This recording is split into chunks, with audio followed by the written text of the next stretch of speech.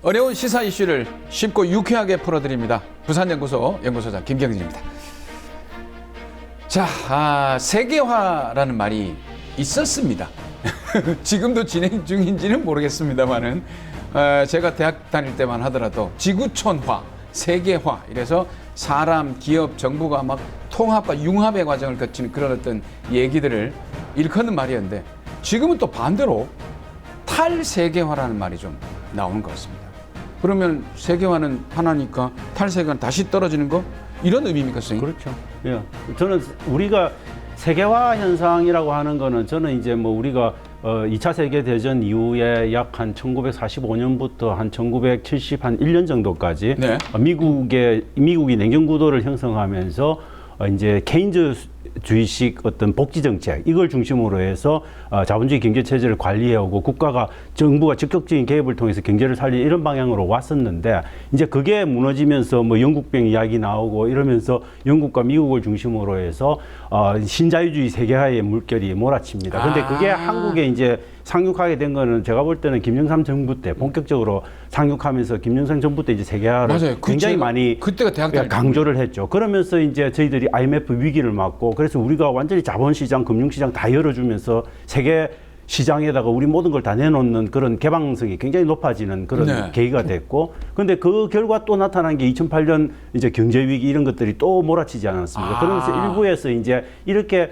시장을 다 개방하고 세계화되면 위험하다. 그래서 다시 사람들이 이제 국가들이 움츠러들기 시작하는. 국경을 닫고. 예, 그러면서 국경을 닫게 되고 이런 현상들이 가속화되다 보니까 이제 학자들이 볼 때는 이게 세계화 현상이 뭔가 반작용으로서 탈세화, 세계화되고 있다. 이렇게 말씀을 하시는데 이건 여전히 제가 볼 때는 세계화가 진행되고 있는 과정에 약간의 돌출 현상인지 아니면 장기적인 어떤 트렌드의 변화인지에 대해서는 여전히 저는 학술적인 논쟁이 필요한 부분이어서 아직 정리되고 있지 못하다. 그렇게 그렇네. 이게 세계화로 가는 중에 하나 나타나는 반작용일 수도 있다. 이럴 수 있네요. 그러니까 이제 몇 가지만 보태면은 세계화에 대한 일종의 선포?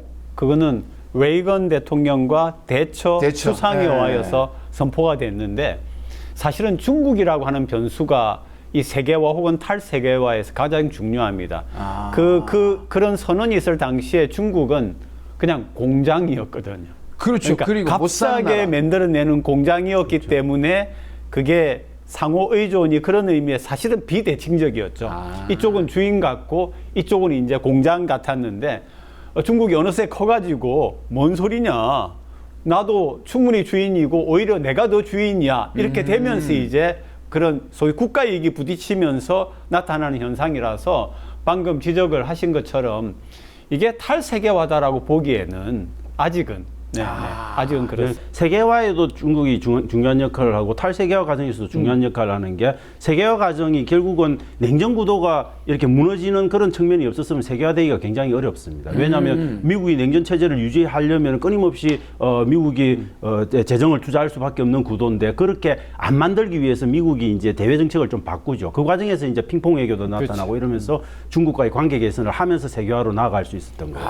근데 이제 그게 하다 보니까 중국이 커버렸지 않습니까? 이제는 중국이 미국의 위협이 되니까 새로운 형태의 냉전 구도를 만들면서 또 탈세계화 현상이 만들어지고 있는 거죠. 그러니까 미국이 그때는 세계화를 해야 돼서 중국과 좀 친하게 지냈고, 근데 중국이 너무 크니까 세계화가 아니라 약간 세계화 반하는 느낌으로 가야 중국을 견제하겠다. 그렇죠. 특히 이제 그 세계화는 경제하고 연관이 가장 깊지 않습니까? 근데 그렇죠. 이 경제라고 하는 거는 소비와 굉장히 이 연관이 깊습니다. 만약에 중국이라고 하는 나라가 생산량은 이때 인구가 적다면 이렇게까지는 안 되는데 자체 내구력이 너무 강하기 때문에 소비가 어마어마한 10수억이기 때문에 그렇기 때문에 이제 중국이 무서운 나라인 거죠. 어쨌든 이 뭐 세계화 탈세계화라는 주제로 얘기를 하면은 오늘 1시간 내내 이것만 해도 됩니다. 제가 한 10시간 강의는 해요. 맞아요. 그러니까 두 저 교수님 못해서 한 5시간 제가 하고. 자, 그러면 어쨌든 뭐 국제 정세는 빠르게 변하고 있기 때문에 그 빠른 정세를 올라타서 여유롭게 구경하면서 갈 수 있으려면은 부산연구소 보셔야 됩니다. 자, 그러면 오늘 벌써. 네. 자, 그러면 부산연구소의 오늘 첫 번째 연구 주제 열어보겠습니다. You want my A to the Z, but you won't. 어림없지 맞춰봐, sweet. Gonna freak. What's hiding underneath? I feel 네, 첫 번째 중앙 이슈부터 시작을 해보겠습니다. 자, 우리나라가 아주 반가운 소식이 잡혔습니다. 비상임 이사국, UN 안보리 비상임 이사국에 11년 만에 진출을 했습니다. 이거 좋은 소식 맞죠? 일단 박수는 쳐야 돼요. 좋은 소식입니다. 안보리 자체에 참여하는 국가들이 15개로 딱 제한되어 있기 때문에. 그럼요. 예, 저는 뭐 비상임 이사국이 많은 권리를 갖고 있지는 않습니다. 기본적으로 거부권이 없기 때문에 여러 가지 의결권에 상당한 제약을 받고 있지만 그럼에도 불구하고 저는 중요한 게 예컨대 7개 상임 이사국 중에서 이사국 중에서 7개 국가가 반대하면 어떤 안보리 결의도 통과하기는 어렵거든요. 그런 관점에서는 뭐 어느 정도 비토권도 있는 거 아니냐 하는 생각을 하면 뭐 우리가 안보리 비상임 이사국이 된 거는 저는 축하할 만한 일이다. 그렇지만 그럼에도 불구하고 이게 뭐 정말 대단한 일이냐 이렇게 평가하면 그닥 대단하지는 않다. 일본은 벌써 12번째 하고 있다. 그다음에 뭐 브라질 이런 데도 8번, 9번째 하고 있고 뭐 각 지역의 맹주 국가들, 각 지역의 주도권을 가진 국가들은 대단히 그냥 약방의 감초처럼 그냥 들락날락하면서 하고 들어갔다 있습니다. 나왔다, 네. 들어갔다 나왔다. 잠깐 상식으로 네. 한두 가지 말씀을 드리면 첫째는 그 아까 15개 아닙니까? 5개는 상임 이사국. 예, 10개는 비상임인데 이 비상임 이사국 10개는 5나라씩 선거를 합니다. 그러니까 이번에 이제 5나라를 뽑은 가운데에서 한국이 선출이 된 건데요. 또 두 번째로 말씀드리는 거는 이 10개 나라를 선출할 때 방식입니다. 이게 대륙별로 이게 그 TO가 주어져 있습니다. 예. 이게 아까 3, 2, 2, 2, 1인데 그 아프리카는 굉장히 나라가 많기 때문에 3개 의석을 줍니다. 그래요? 네, 그 다음에 이제 중남미, 아시아, 태평양, 서유럽은 각각 2개씩 줍니다. 그리고 동유럽은 1개 의석을 줍니다. 그래서 이제 이걸 돌아가면서 하는 거고요. 이번 같은 경우에 원래 이 UN 회원국이 193나라인데 이번에 투표에 192나라가 참여했습니다. 우와. 그러니까 이 이사국은 총회에서 뽑습니다. 그래가지고 한국은 180표를 얻었습니다. 그럼 압도적인데요? 아니요. 아니요, 3분의 2를 찬성을 못 얻으면 통과가 네. 안 됩니다. 아, 그러니까 그렇습니까? 3분의 2는 무조건 확보를 해야 가능한데 그게 참 쉽지는 않죠. 그래서 네. 일본 같은 경우에는 그걸 사기 위해서 뭐 실제로 원조도 주고 이런 방식으로 해서 일본은 굉장히 지금까지 12번에 걸친 그 비상임 이사국 지위를 유지를 해온 거죠. 아까 딱 적정한 얘기였던 것 같아요. 뭐 아주 뭐 대단하다라고 말할 수는 없지만 아무것도 아니다라고도 말할 수 없다라고 하는 게 뭐냐 하면은 이런 표현입니다. 예를 들어서 북한의 핵 같은 경우를 해결하기 위한 그런 것들이 이 안에서 가능하냐? 불가능하죠. 왜냐하면 비토권, 거부권이 있기 때문에. 네. 그러나 그러면 아무것도 아니냐? 아니죠. 의석을 차지하고 있기 때문에 그 안에서 계속 발언권을 행사할 수 있는 거죠. 한국이. 자, 그리고 또 재밌는 여론조사가 하나 나왔는데 지금 당장 총선이 이루어진다면 어느 정당을 투표할 것인가라는 여론조사를 해봤는데 네. 국민의힘 후보에 투표하겠다는 31.2%, 더불어민주당은 33.1%. 요 정도면 오차의 범위 아닌데요. 저건 허용 오차 범위 안에 있죠. 왜냐하면 전선포를 했기 때문에 남성이냐 여성이냐 인구 그다음에 그 연령대하고 지역 이런 것들을 갖고 3가지 요소를 갖고 보통 정화 표집을 하거든요. 근데 저는 거기에다가 제일 중요한 게 보수, 진보, 중도라고 하는 이념적 성향의 분포도 굉장히 중요합니다. 근데 갤럽 같은 경우는 어떤 경우에는 보수 표집이 되게 많이 되거든요. 10% 이상 될 때도 있어요. 되게 많이 되고 네. 있고 리얼미터는 좀 적게 되고 이런 성향들이 있는데 이 매트릭스 같은 경우에는 뭐 어떻게 됐는지 모르지만 그 부분도 좀 살펴봐야 되기 때문에 전적으로 이 결과가 다 객관적이다 이렇게 믿기는 좀 어렵다. 우리가 뭐 너무 상식적으로 이야기하는 것처럼 지금 얘기하는 것보다 6개월 남겨두고 하는 얘기가 훨씬 정확하고 3개월 남겨두고 하는 얘기가 훨씬 정확하고 그렇기 그렇습니다. 때문에 이제 흐름과 동향과 분위기를 좀 보는 그런 그렇죠. 차원. 그래서 이건 저는 완전한 바닥 민심을 읽기는 좀 어렵다고 봅니다. 전체적으로 민주당과 국힘 사이의 어떤 정당 지지도의 전체적인 이 변동이 어떻게 일어나고 있다 이런 경향 정도는 볼 수 있지만 구체적으로 그 안에서 어떻게 되고 있다 이거는 밝히기가 굉장히 어렵기 때문에 보통 정당들도 이런 것 플러스 이제 FGI 같은 것들을 하는 거죠. FGI는 예, 초점 집단 면접 방식이라고 해가지고 몇 명의 지역별로 되게 대표적인 인물들을 표집해서 그분들한테 민주당이나 국민의힘 정당에 대한 지지의 정도를 묻고 그 지지를 하는 이유 이런 것들을 구체적으로 물어서 그걸 반영을 해서 여론조사와 섞어서 보통 생각을 하려고 하죠. 전략을 짤 때는. 네네. 지금 현재로 이야기할 수 있는 거는 그냥 우리 모두가 다 아는 것처럼 그러니까 여권과 정부의 그런 어떤 정치적으로 말한다라고 하면은 공격에 어하여서 그 야권 자체가 가지고 있는 지지도가 상당히 철회된 부분이 보인다, 뭐 이 정도인데 그런 것들이 앞으로 어떻게 가느냐에 달려 있다라고 하는 그런 거죠. 그러네요. 그런데 이제 요거 조사 중에서 가장 이 눈에 띄는 게 부울경, 흔히 그렇죠. PK라고 하는 지역에서 깜짝 놀랐습니다. 이게 국민의힘이 34.9%고 민주당이 32.9%인데 예. 결국은 2%포인트 차이로 붙었다는 거 아닙니까? 이건 상당히 좀 예외적이다. 저는 그렇게 봅니다. 그런데 이게 정말 현실을 그대로 반영하느냐 저는 좀 고민이 필요한 부분이 아닐까. 그러니까 이것도 마찬가지긴 하지만 만약에 보수 표집이 많은 조사였다면 이 수치는 굉장히 국민의힘에게서는 위험식은 아닙니다. 충격이 될 거죠. 수 있죠. 네. 네네. 그런데 아까 지금 전문가 우리 차 교수께서 말씀하신 것처럼 하는 결과 그런데 저는 근데 이걸 조금 해석하면 결국 이게 6월 5일자로 이제 조사가 된 거라고 봤을 때 그랬으면 이제 이 후쿠시마 오염수 방류 이 문제가 조금 영향을 미쳤을 그것도 가능성 영향을 그리고 줬죠. 부산, 네. 울산, 경남은 그 직접적인 피해를 보는 수산업이 굉장히 발달해 있는 지역이기 때문에 아마 그게 대구 경북하고는 다르게 반영이 좀 됐을 가능성이 있지 않을까 저는 조심스럽게 이제 원인을 규명을 해보자면 그런 원인 정도로 생각해 볼 수 있지 않을까 싶습니다. 근데 금방 그 후쿠시마 말씀을 하셨는데 와 기사를 보니까 후쿠시마 근처에서 잡힌 우럭 세슘이 기준치 180배. 와 이거 아니 아무리 요즘 뭐 비과학적으로 선동하지 말라 이러는데 일본 내에서 이런 기사가 떴단 말이죠. 그럼 이게 안 무서울 수 있습니까 이게?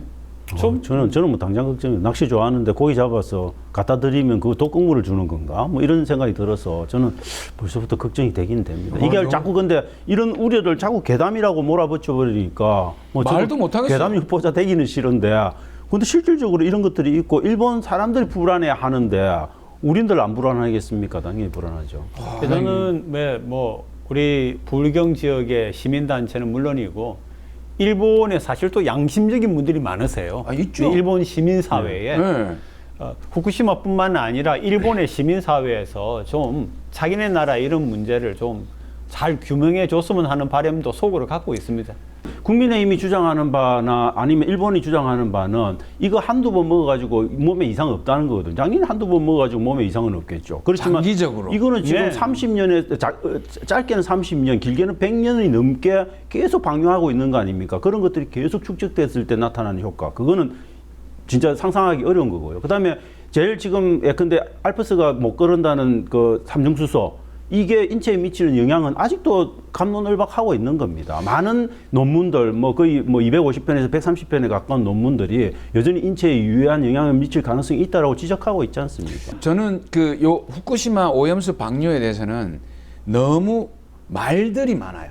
근데 우리가 취사 선택할 말이 무엇인가가 굉장히 고민돼요. 저는 그것보다도 좀 중요한 건 말도 중요합니다만 저는 그냥 상식적인 판단이 중요하다고 봅니다. 자, 상식 갑니다. 상식은 뭐냐면 안전하다고 그렇게 안전한 삼성주소가 들어가더라도 안전하다라고 하는 물이면 굳이 바다에 버릴 필요 없다는 겁니다.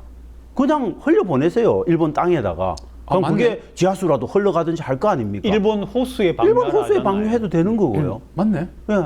아니면 일본 땅에 방류해도 되는 거고 아니면 그렇게 자기들도 불안하니까 조금 버리는 거 아닙니까? 전혀 안전하다면 다 식용수나 아니면은 그 농업용수를 썼겠죠. 그래서 그래도 더 안전을 추구하기 위해서 바다에 버린다면은 그러면은 우리는 당연히 불안할 수밖에 없고 그러면 돈을 좀 들여서라도 그걸 뭐 정발시키거나 다른 방식으로 충분히 지금 저장할 수 있는 방법들이 있는 거거든요. 단지 돈이 많이 드는 겁니다. 그런 방식을 택하는 게 당연히 상식적인 거죠. 근데 우리 정부는 나서서 일본 정부를 그대로 대변해주고 있는, 그러니까 정부가 이게 도대체 일본 정부인지 우리 한국 정부인지를 분간하기 어렵게 자꾸 이야기를 하니까 되게 힘든 거죠. 지금 현재 그 탱크 속에 가둬놓고 있지 않습니까? 예, 지금. 예, 있는데 거기에서 확률이 100분의 1이다. 그런데 만약에 일본 땅이나 일본 호수에다가 하면은 그 면적이나 규모가 작기 때문에 한 200분의 1밖에 안 된다. 태평양에 버리면은 이게 1000분의 1, 2000분의 1이 된다. 확률이. 희석이 확 되네. 그런데 그것 계속 먹으면은 그렇잖아요. 아. 그래서 우리는 매번 태평양에서는 온갖 생선과 이런 것들이 자라고 우리 것도 먹고 있고 이게 그래서 다시 말하면은 그 주장이 이기적인 거죠. 안 그렇습니까? 이기적인 거죠. 이기적인 저희들은 거죠. 나이가 이미 들었기 때문에 많이 먹어봤자 30년, 40년 먹겠죠. 지금 태어나는 아이들은 그거를 거의 100년씩 계속 먹어야 먹어요. 돼요. 맞네요. 어떻게 할 겁니까? 아, 불안해요. 아, 어쨌든 이거는 요만큼이라도 불안하면 안 하는 게 맞는데 이걸 왜 과학적으로 자꾸 설득을 하는지 모르겠습니다. 그 정발시키는데 한 3,300억 원 정도 든다더라고요. 정발시키는 방법을 하면. 그러면 그 3,300억 없어서 정발시키는 게 안 된다면은 정말 우리 이웃 나라들이 태평양 연안 국가들 17반 모아서 줄 테니까 이 불쌍한 일본아 그냥 그거 정발시키고 넘겨라. 차라리 근데 이게 고체화시키는 데는 한 3조 정도 든다더라고요. 2조 몇천억 원. 그러면 우리 그 돈이라도 모아줄게. 그럼 그냥 고체화시켜서 보관해라.